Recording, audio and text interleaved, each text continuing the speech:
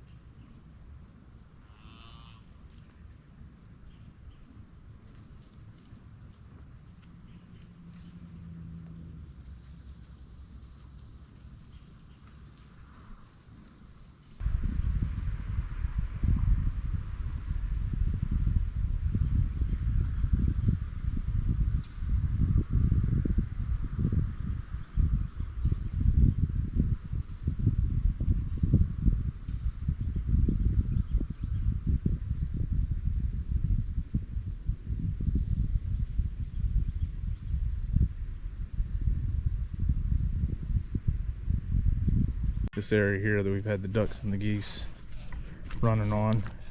See, they've been keeping it down and actually taking it a little bit further down in some spots. So we'll move the sheep in here and let them munch on what they can, keep them quarantined. I've got to do a little bit of a fine tuning on around the wheels for the sheep tractor. The little ram lamb is escaping. So we're gonna have to move that inside that netting. Otherwise I would just move them here because nothing really grazes here except for chickens.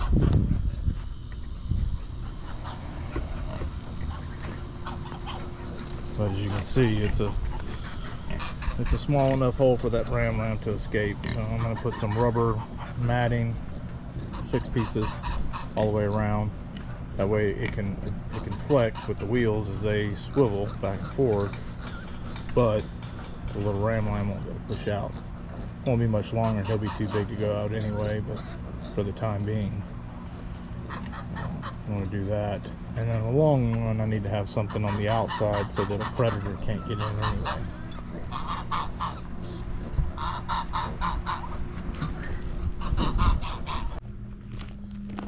Alright, we got them moved.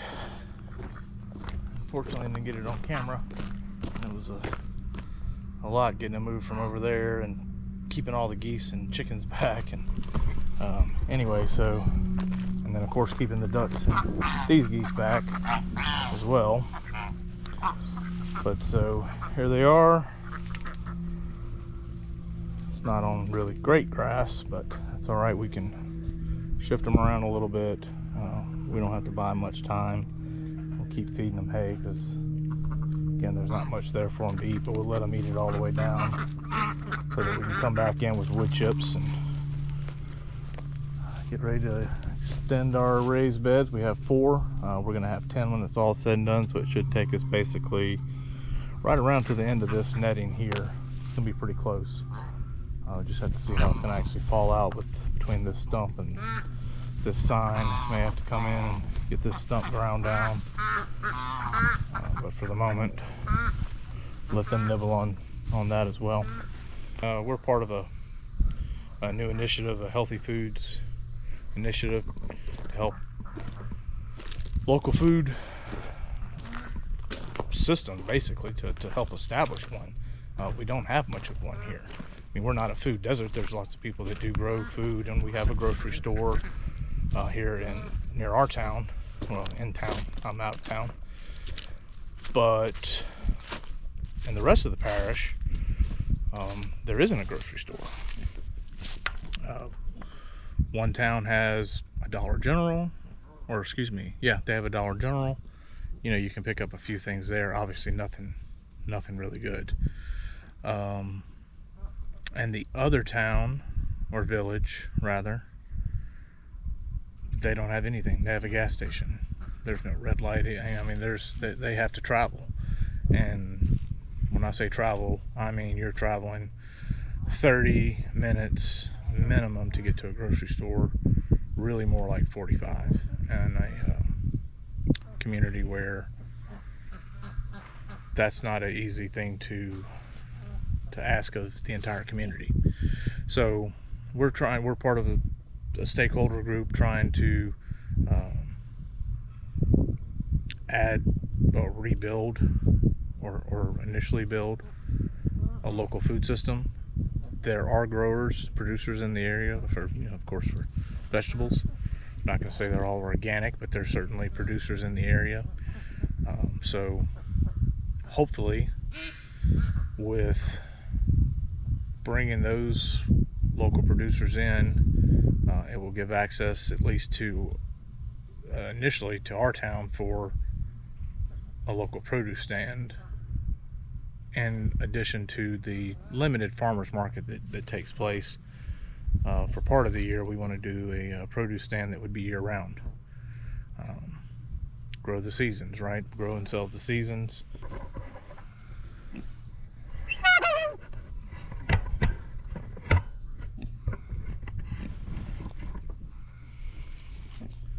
So we moved the Boer pigs today, moved them onto a fresh paddock. They're going to town, getting their grass.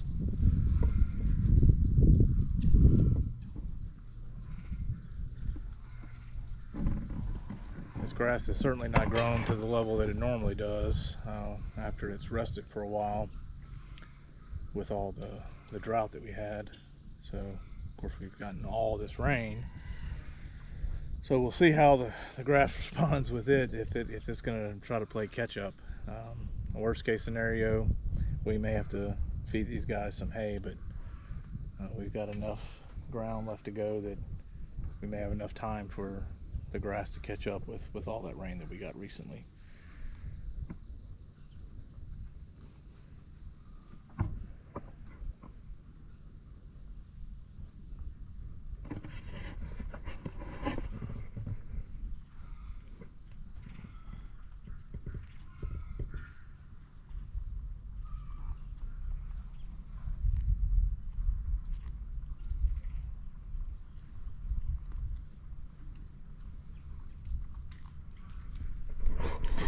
But you know, that's some content pigs. No squealing. They do their morning and evening squeal because they know that's when they get a little bit of grain. But we do not give them much, and once they get it, they know that's all they're getting for the day, and they start eating their grass.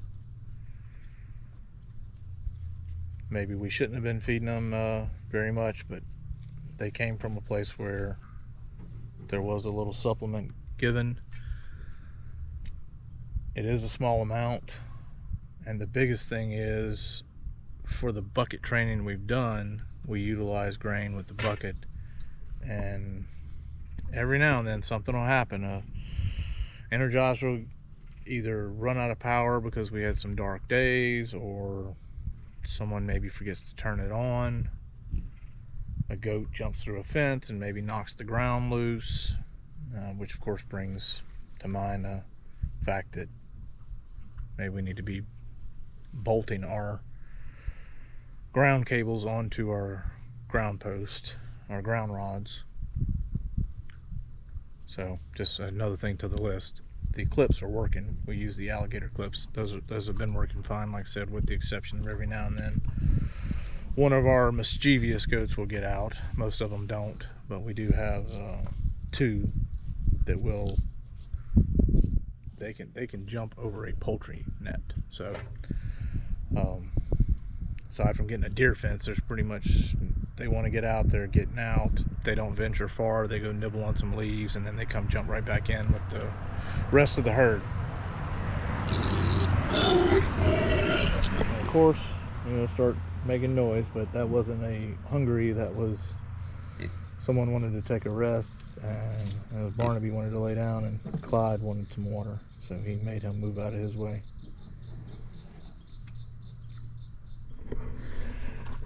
So we're Laban V Farm. If you like what you've seen, please like this video, subscribe,